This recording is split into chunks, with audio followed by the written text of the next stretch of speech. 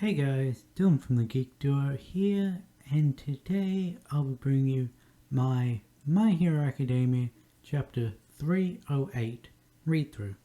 I don't know why I said the chapter number like that, but I did. So this chapter starts off where the last one left off, with Deku saving Shindo from Muscular. And I just want to say that this chapter actually reveals, or more confirms, something that was found out in the chapter like 4 chapters ago, I think it was, but wasn't in the actual chapter translation. I'm going to say it at the start because I'll probably forget when we get to that point, but in the chapter leaks, when BNHA referred to the sixth user as his Kohai, in the rough translations and spoilers, it actually had him refer to him as N, E-N, which apparently translates roughly to smoke, and people were predicting that that means that the sixth user has a smoke quirk, like a smoke screen or turning into smoke or something like that. And in this chapter we find out that yes, in fact he does have a smoke screen quirk. He can emit, we don't get the proper explanation of what it is, but he seems to be excreting smoke from his pores.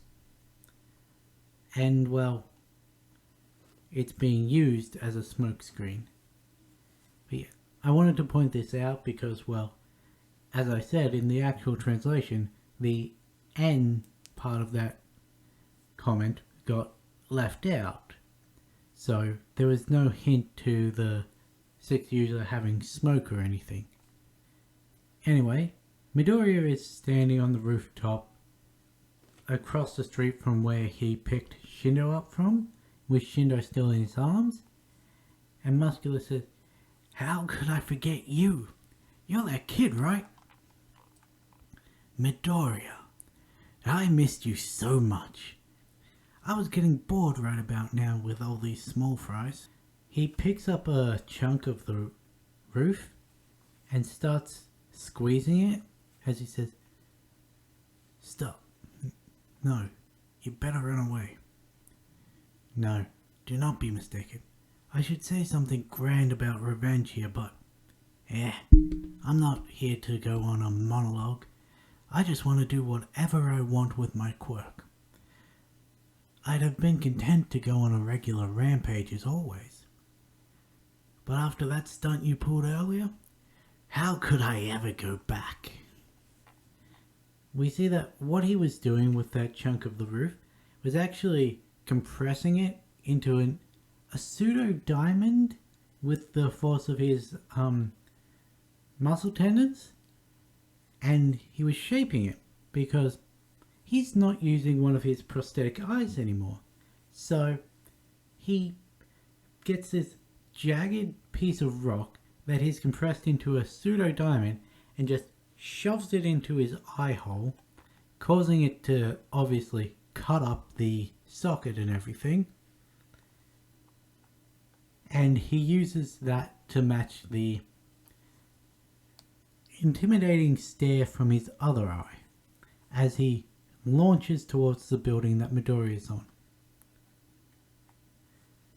Midoriya thinks he's not jumping at me, as Muscular grabs onto the side of the building and yells as he rips the top floor of the building completely off and says, "Let's settle this with a rematch, Midoriya."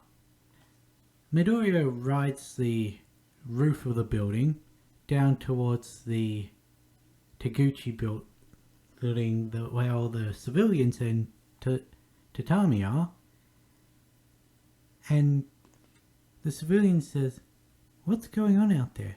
I can't see anything because of all this smoke." And we see Tatami running down the stairs to greet her boyfriend's savior. Ah, thank God. Please, take care of him. Yokun, you cringe lord. Going out there on your own like that? I apologize for the delay. Please get this man immediate care. The collateral damage is through the roof. But I'll make sure that there are no more casualties. Yep. I couldn't see because of the smoke. But his voice is pretty familiar. Who is he? Midoriya has entirely encased himself in a field of smoke so that Tatami and all the civilians can't actually see who he is, because remember, he's an illegal vigilante at the moment. If they were linking him to Midoriya, that would show the police and vigilante hunters where Midoriya is active, and it would broadcast his location to the leader of villains. So it makes sense that he'd be hiding his identity. Did I overdo it? I suppose. You've done enough to control the area. You used too much of your smoke screen though. Understood, sir. Don't let him turn this advantage against you. Yes, sir. I suppose you're relying on one for all too much. You're making avoidable accidents under its influence. You shouldn't repeat the mistakes of the other 8 generations.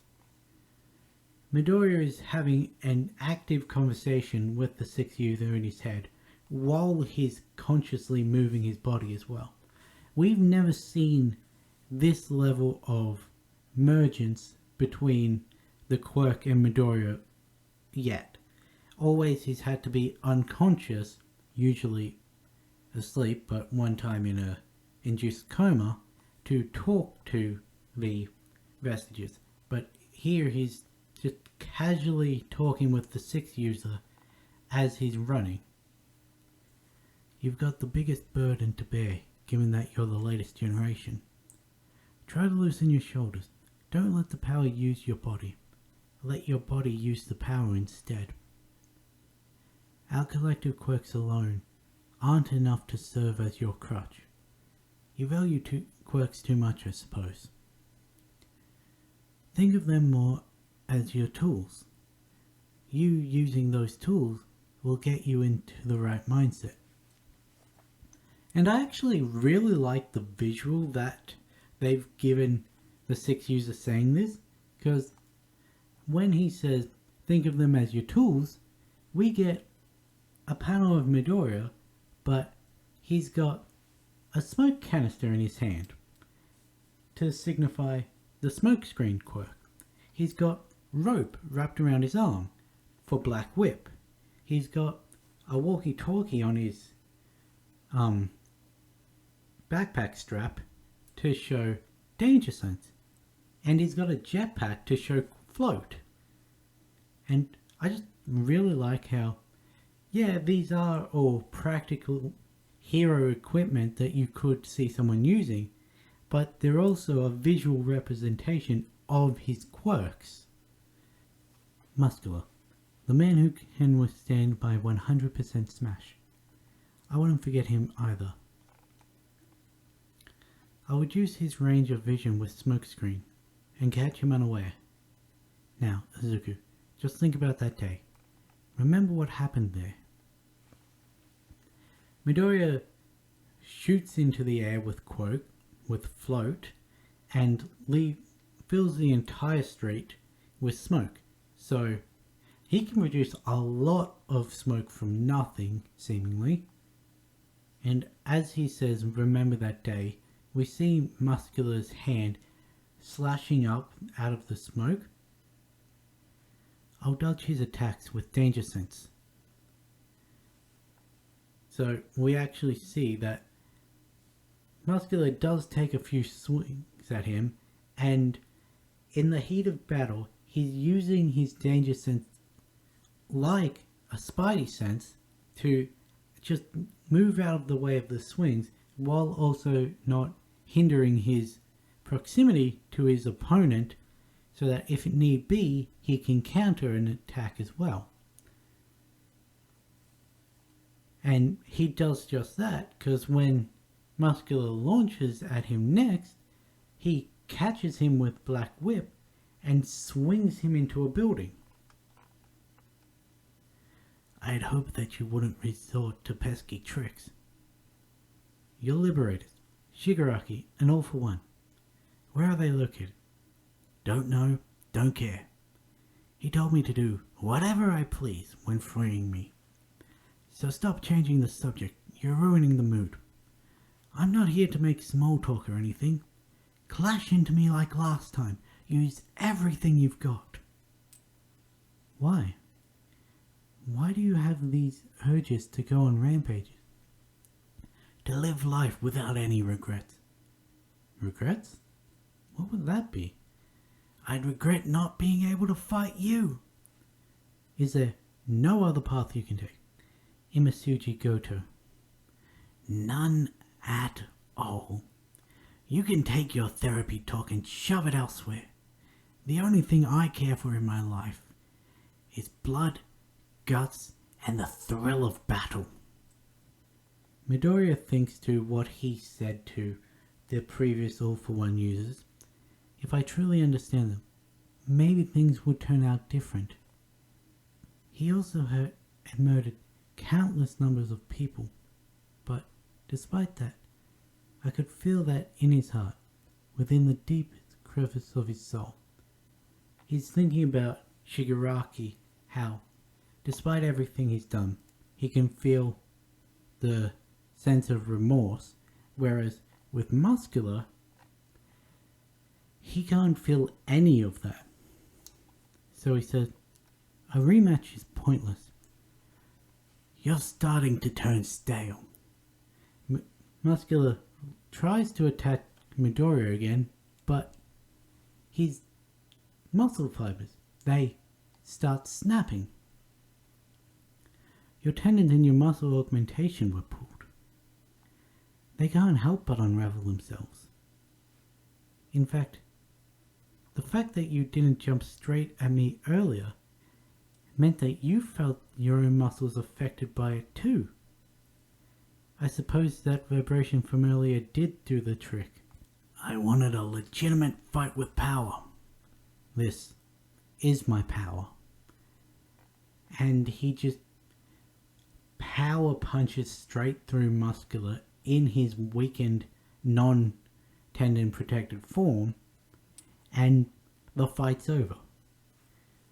So we really only see Midoriya throw one punch in this fight. I've got to leave it open for the joke.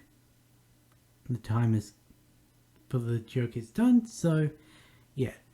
Midoriya, sure, he used a variety of his skills, like creating the smoke screen, dodging all his attacks, containing him and swinging him around with Black Whip, but he did only use the All for One part once. And, well, that was all he needed, because with Muscular weakened that way, there was nothing he could do to protect it. And, yeah, I like that he can't talk no jutsu his opponents, because, well, Muscular, there's never been any sign that he regrets what he does. In fact, he actively relishes in his actions, so, yeah, Midoriya wouldn't be able to talk him down from a fight, just like he wouldn't have been able to talk Moonfish down from eating someone. So, he just waits for Shindo's effect to pay off. And I like how when he starts analyzing the events that have happened, like how he picked up on that Muscular didn't jump directly to him, that he must have already been feeling the strain of Shindo's quirk and his vibrations, his hood starts slipping off and we see his face showing that, sure, his Deku may get his power from All for One and the various quirks, but Midoriya, his power is his brain and his analytical abilities. And we see that his hood is half on when he does the final smash, which again shows that, yeah, he's using the power of Deku, but he's also analyzed the fight to see that this is the perfect time to end it. So using brains and brawn in this moment. So he's half Midoriya, half Deku.